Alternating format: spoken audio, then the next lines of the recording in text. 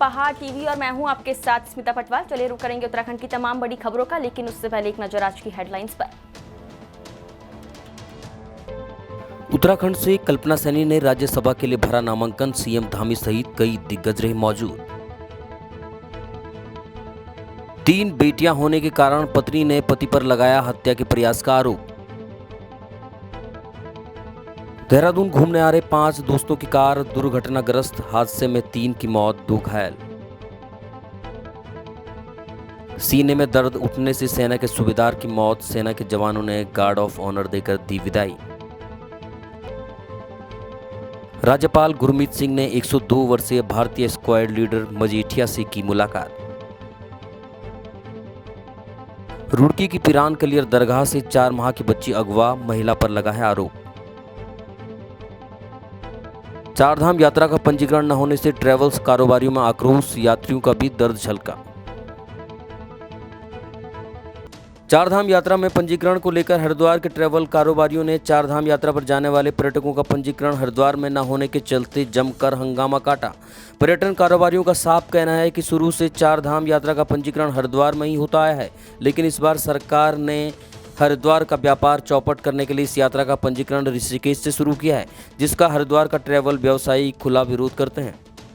हमारी मांग है कि ये पंजीकरण व्यवस्था है ये खत्म होनी चाहिए।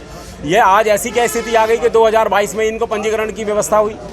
पहले से इतने सालों से यात्रा चली आ रही है, इसमें क्या पहले यात्रा जो व्यवस्थित नहीं थी? लोग आते थे, अच्छे से चारधाम यात्रा करते थे, सकुशल तरीके से अपने घर जाते थे।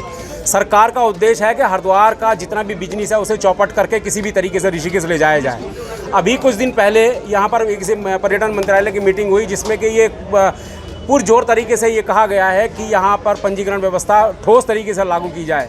रोटेशन की पूरी गाड़ियाँ, जितनी भी बसें हैं, वो निरंतर चारधाम यात्रा पर संचालन हो रही है। हरिद्वार में पंजीकरण सेंटर खोला हुआ है, पर यहाँ पंजीकरण है ही नहीं, मना कर देते हैं, कह देते हैं ऋषिकेश चला जाइए। जब यहाँ पर आपको व्यवस्था ही नहीं करनी, चारधाम यात्रा यहाँ से हरिद्वार से संचालित नहीं करनी, ऐसा कौन सा कारण है? या तो आप यहाँ पर गढ़वाल और प्लेनवाद फैलाने की कोशिश कर रहे हैं, जिससे कि हरिद्वार का जो व्यापारी है वो दर दर की ठोकरें खाता रहे। उसका जो समय चारधाम यात्रा का कमाई का और 2 पैसे कमाने का होता है, आप उसको उस समय को व्यर्थ कर रहे हैं और पब्लिक को परेशान कर रहे हैं। पब्लिक की जो दशा है वो आपके सामने है। मई जून में व्यापारी हरिद्वार का अपना काम धंधा छोड़कर पर्यटन कार्यालय में खड़ा हुआ है। ये बड़ी दुखदायी स्थिति है और मैं कहता हूँ मुख्यमंत्री जी, आपको इसमें संज्ञान लेना चाहिए। आप सुनियोजित तरीके से कार्य करने वाले मंत्री हैं और मैं कहता हूं और आपसे प्रार्थना भी करता हूं कि आप इसमें हस्तक्षेप करें, जिससे कि चारधाम यात्रा निरंतर सुचारू रूप से चलती रहे। उत्तराखंड से राज्यसभा के लिए बीजेपी उम्मीदवार कल्पना सैनी ने विधानसभा में अपना नामांकन भर दिया है। इस दौरान सीएम पुष्कर सिंह धामी, प्रदेश अध्यक्ष मदन कौशिक, हरिद्वार सांसद रमेश पोखरियाल निशंक सहित कई दिग्गज नेता मौजूद रहे। राज्यसभा के लिए नामांकन विधानसभा सचिव के कार्यालय में किया गया। इस दौरान प्रस्तावक के तौर पर पुरोला विधायक दुर्गेश्वर लाल और कालाढूंगी विधायक बंशीधर भगत भी मौजूद रहे। नामांकन के बाद मीडिया से बातचीत करते हुए राज्यसभा प्रत्याशी कल्पना सैनी ने कहा कि भारतीय जनता पार्टी ने उन पर भरोसा जताया है और वो पूरे भरोसे के साथ पार्टी की उम्मीदों पर खरा उतरेंगे। सरोवर नगरी नैनीताल में राज्यपाल लेफ्टिनेंट जनरल गुरमीत सिंह ने राजभवन में स्क्वाड लीडर सेवानिवृत्त डीएस मजीठिया से मुलाकात की। 102 वर्ष के मजीठिया सबसे पुराने भारतीय फाइटर पायलट्स में से एक हैं। स्क्वाड लीडर से डीएस मजीठिया ने द्वितीय विश्व युद्ध के दौरान बर्मा में हॉकर हैरिकेन के पायलट के रूप में योगदान दिया है। उन्होंने पाकिस्तान के साथ 1947-48 युद्ध में अपनी शानदार भूमिका निभाई और उन्हें कई मेडल से सम्मानित किया गया। राज्यपाल ने कहा कि वे भारतीय सशस्त्र बलों के गौरव हैं। उन्होंने कहा कि मजीठिया के अंदर एक सच्चे सैनिक की जिजीविषा और मूल्य है। अल्मोड़ा के विकासखंड स्यालदे में रविवार शाम करीब 6 बजे सूबेदार चंदन सिंह को अचानक सीने में दर्द की शिकायत हुई। तभी उनके परिजन उन्हें निजी वाहन से सीएससी भिकियासैंण ले गए। जांच के बाद डॉक्टरों ने उन्हें मृत घोषित कर दिया। सूबेदार चंदन सिंह अपने पीछे 20 वर्षीय पुत्र संजय, 19 वर्षीय पुत्री तान्या और पत्नी सविता देवी को छोड़ गए हैं। रविवार को रानीखेत में पहुंच डॉक्टरों की टीम ने भिकियासैंण सीएससी में सूबेदार चंदन सिंह के शव का पोस्टमार्टम किया। पुत्र संजय ने पिता के शव को मुखाग्नि दी और जवानों ने गार्ड ऑफ ऑनर देकर सूबेदार को अंतिम विदाई दी। बताया जा रहा है कि सूबेदार चंदन सिंह 30 अप्रैल को अपने गांव गए थे। 29 अप्रैल को उनकी वापसी होनी थी। दिन में अचानक स्वास्थ्य बिगड़ने से वो नहीं जा सके थे। रुड़की निवासी महिला मोनिका गोस्वामी ने पति पर हत्या के प्रयास का आरोप लगाते हुए बताया कि उसकी शादी लगभग 14 वर्ष पूर्व रुड़की निवासी अनुभव उर्फ रिंकू के साथ हुई थी, परंतु उसे बेटी पैदा होने के कारण ससुराल वालों द्वारा आए दिन परेशान किया जाता रहा। पीड़ित महिला का कहना है कि उसे तीसरी बेटी होने के बाद उसके पति और ससुराल वालों ने उसे जान से मारने का प्रयास किया। इस संबंध में उसने गंग नहर कोतवाली पुलिस को अवगत कराया और 307 में उसका मुकदमा दर्ज भी कर लिया गया है, लेकिन अभी तक आरोपियों की गिरफ्तारी नहीं हो पाई है। जब से मेरी छोटी गुड़िया हुई है तब से ज़्यादा परेशान किया जा रहा है। मेरे पति द्वारा भी, ससुर द्वारा भी बोलते हैं कि ये मेरी नहीं है, मतलब गंदा गंदा वर्ड बोलते हैं लड़की के लिए। कभी से अपनी लड़की मानी नहीं, कभी कुछ किया ही नहीं इसका बिल्कुल भी। और 26 जनवरी को मैं 23 तारीख में यहाँ से गई थी, मेरा भतीजा हुआ था। 23 से लेकर 26 तक उनके परिवार वालों ने भी और इन्होंने भी, मेरे हस्बैंड ने भी 4 दिन तक मुझे कुछ भी खाने को नहीं दिया। फिर पता नहीं क्या जूस वगैरह कुछ लाए। 26 जनवरी को इतना ज़्यादा टॉर्चर किया, मतलब मानसिक परेशानी भी इतनी थी, तब भी मैं बेहोश हो गई थी बहुत ज़्यादा। तब जाके डॉक्टर के पास वगैरह ले गए मुझे, तो वहाँ भी ऐसा है कि जहर वहर कुछ दे रखा था इन्होंने। तो वहाँ भी बात हुई कुछ, तो बिरादरी में जाके पापा ने बात मान ली कि हम समझौता करेंगे, ये करेंगे वो करेंगे। तब वो बात हुई। फिर 2-4 दिन में फिर चुप रहे, फिर इनके ड्रामे ऐसे ही शुरू हो गए, फिर परेशान करने लगे। कारण ये है कि मतलब बोलते हैं कि अपने घर चली जा, ऐसा दबाव बनाते हैं कि जैसे मैं अपने घर चली जाऊँ, वहाँ पे कुछ ना मिले, बच्चों को कुछ ना करना पड़े उनको। क्या मांग करते हैं, मकान की मांग करते हैं कि खर्चा तो घर वाले ही उठा रहे थे। मैं 8 साल से किराए पे रह रही हूँ, खर्चा घर वाले ही उठा रहे सारे, बिल्कुल वे कुछ भी नहीं करते हैं, बच्चों का कुछ नहीं किया। ये 3 साल हो गए से, 3 साल से स्कूल में भी नहीं पढ़ा रहे हैं, बड़े वाली को भी मैं ही पढ़ा रही हूँ। पुलिस को सूचना दी, पुलिस कुछ कर ही नहीं रही सर हमारे लिए। अब हमें चक्कर कटवा रही है, पता नहीं सर क्या कर रही है। हम कंप्लेन भी कर दी, हमारी सुनी नहीं रही बिल्कुल भी। दरोगा से प्रेशर बनवाया था। मैं 21 अप्रैल में मेरे साथ मारपीट की, गला घोटा, बच्चों के सामने ही मारपीट की, गला घोटा और धमकी दे के चले गए मुझे, घर से भाग गए मारपीट करके। फिर जब कुछ खाने पीने को नहीं मिला, मैं चाऊ मंडी अपनी ससुराल जाके बैठ गई थी। वहाँ पर कोई भी नहीं आया। मैं मेरे ससुर मुझसे बात करेंगे आके, तो मेरे ससुर जाके उसमें बैठ गए चौकी में। वहाँ से दरोगा पे प्रेशर बनवाया, धमकी दिलवाई कि दरोगा संदीप चौहान है सर, मुझे धमकी दिलवाई दरोगा से कि यहाँ से निकल जाए, यहाँ नहीं रह सकती है। वो उल्टा सीधा बोला, दरोगा ने मेरे साथ बदतमीजी करी बहुत ज़्यादा और घर से निकालने की पूरी कोशिश की। 3-4 दिन तक दरोगा ने पूरा दबाव बनाया। जब मैं नहीं निकली दरोगा ने, फिर 26 अप्रैल में इन्होंने, मैं ऊपर कमरे की सफाई कर रही थी कि जब कुछ खाने को नहीं मिला, भाई बोलने लगा कि चल ऊपर कमरे में सफाई कर ले, खाने पीने को हम ला देंगे, ये कर देंगे। मैं ऊपर सफाई करने लगी, उन्हें दिख गया कि कमरे में रहेगी अब ये, तो उन्होंने ऊपर कूड़े में आग लगा दी और पुलिस बुला ली। उसमें मुझे जलाने की भी कोशिश करी। मैं कैसे तैसे करके बच्चों की वजह से अपने नीचे आ गई।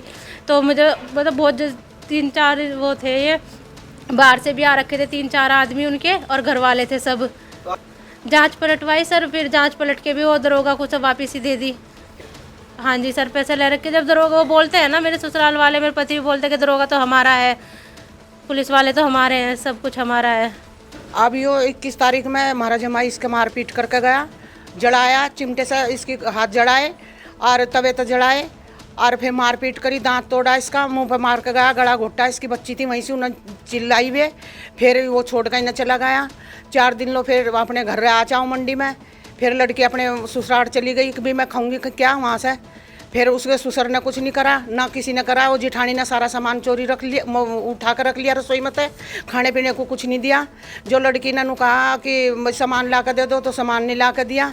मांग है उनकी कि मकान बना कर देगा तेरा बाप, मकान दे और पैसे ला कर दे, कहाँ प्लाट देंगे, हम हमारे बस की नहीं आया, हमारे तो हैगी। फिर उनके थोड़े, उसकी जो बड़ी बहू है वह बहुत गलत हैगी, उसी से ही मेरा जमाई मतलब उसी के ऊपर सब कुछ लुटारा, ससुर भी उसी के ऊपर लुटारा सब कुछ।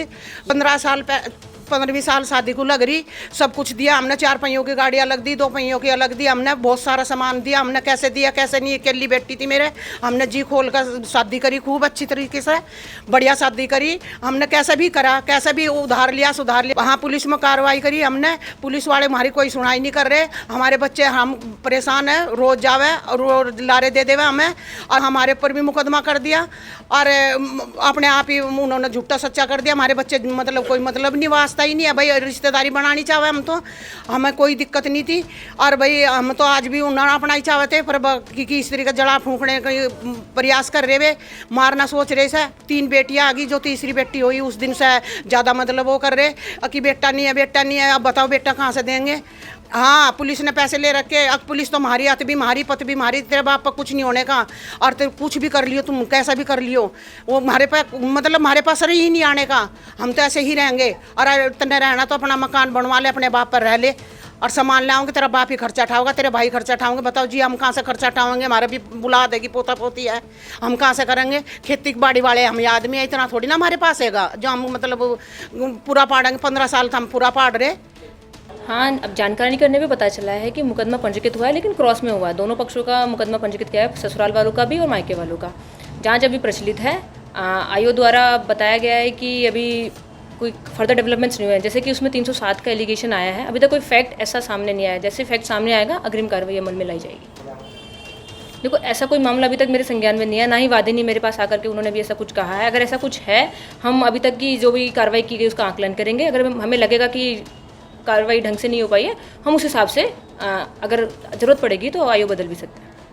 क्षेत्र पंचायत भिकियासैंण की बैठक खंड विकास कार्यालय में सभागार में प्रमुख चित्रा आर्य की अध्यक्षता में आयोजित की गई। इस बैठक में विधायक प्रतिनिधि, ग्राम प्रधान, क्षेत्र पंचायत सदस्यों व जिला पंचायत सदस्यों व विभागीय अधिकारियों द्वारा प्रतिभाग किया गया। बैठक में उद्यान, कृषि, जल संस्थान, जल निगम, सिंचाई, विद्युत, लोक निर्माण विभाग, स्वास्थ्य, शिक्षा और अन्य विभागीय योजनाओं की जानकारी जनप्रतिनिधियों द्वारा अपने अपने क्षेत्र की जन समस्याओं को रखा गया।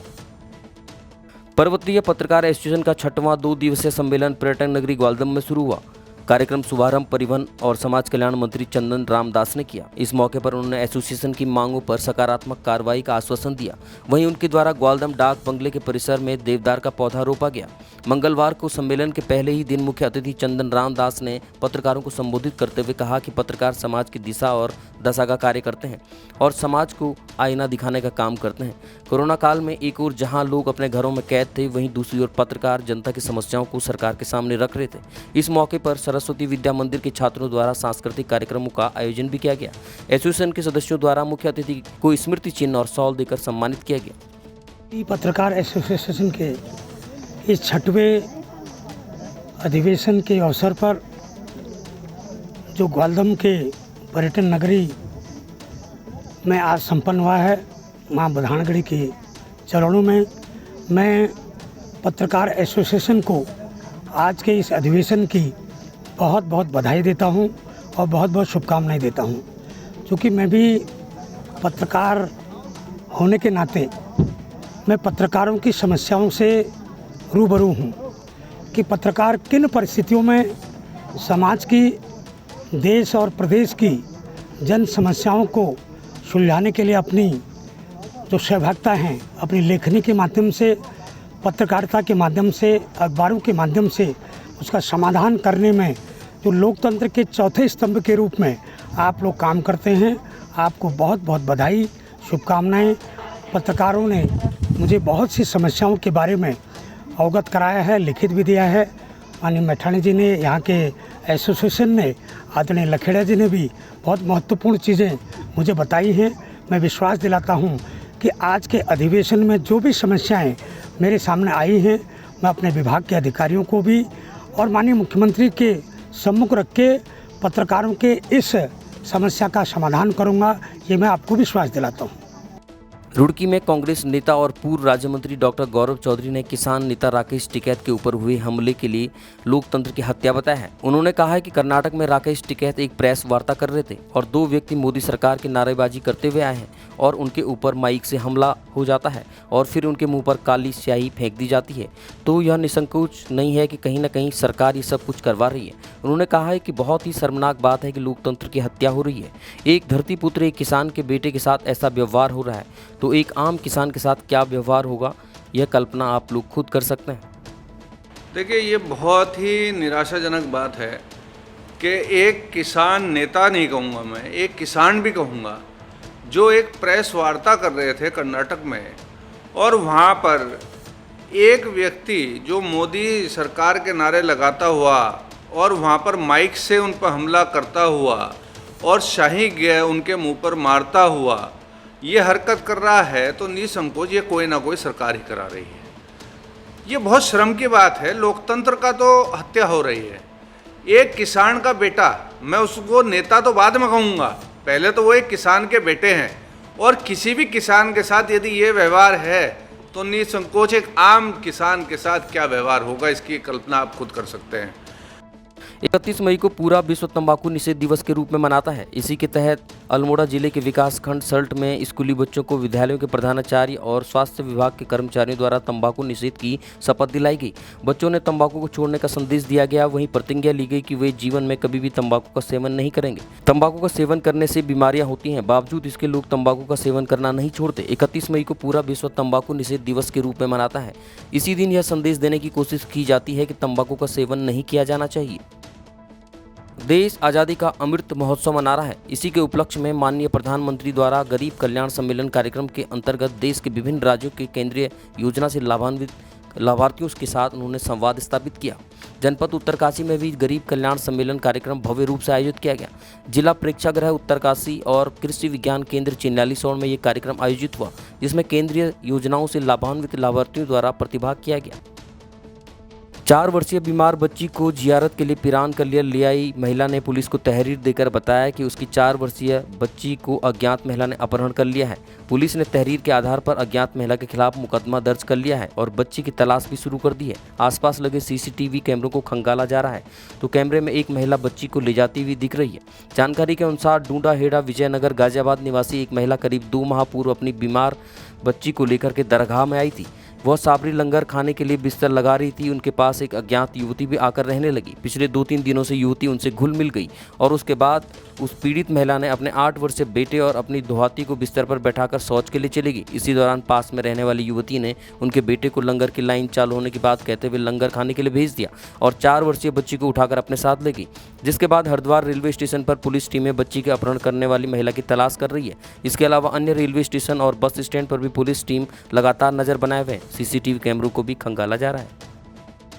सितारगंज बिजली घर में उपभोक्ता शिकायत निवारण मंच लगाया गया, जिसमें विद्युत विभाग के अधिकारियों ने सितारगंज क्षेत्र में बिजली उपभोक्ताओं के बिजली बिल मीटर कनेक्शन संबंधी समस्याओं को सुना और तत्काल उनका निवारण किया। उपभोक्ता शिकायत निवारण मंच के माध्यम से बिजली उपभोक्ताओं के जिनके बिल नहीं है, मीटर नहीं लगा है, पिछली बिल जमा होने के कारण भी बिल आ रहे हैं, उनकी राशि जुड़ जा रही है, ऐसे मामलों में कनेक्शन काटने के बाद भी जिनमें बिल आ रहा है उन संबंधी समस्याओं का निराकरण किया गया। जिला उधम सिंह नगर न्यायिक सदस्य रमेश चंद कुकरेती ने बताया कि सुबह 10 बजे से 1 बजे तक शिकायतें प्राप्त हुई हैं।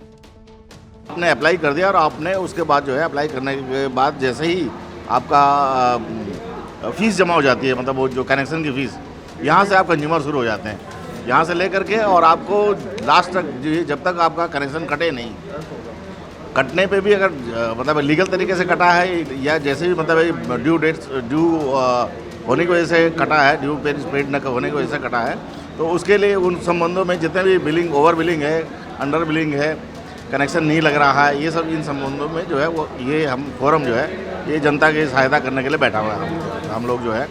तो मतलब किसी भी तरह कोई प्रॉब्लम, इस तरह की कोई प्रॉब्लम्स है आपकी विद्युत से संबंधित, मतलब विद्युत सेवा से संबंधित, तो वो हम आपके से उसके लिए आपकी जो शिकायतों का निवारण करने के लिए बैठे हुए हैं।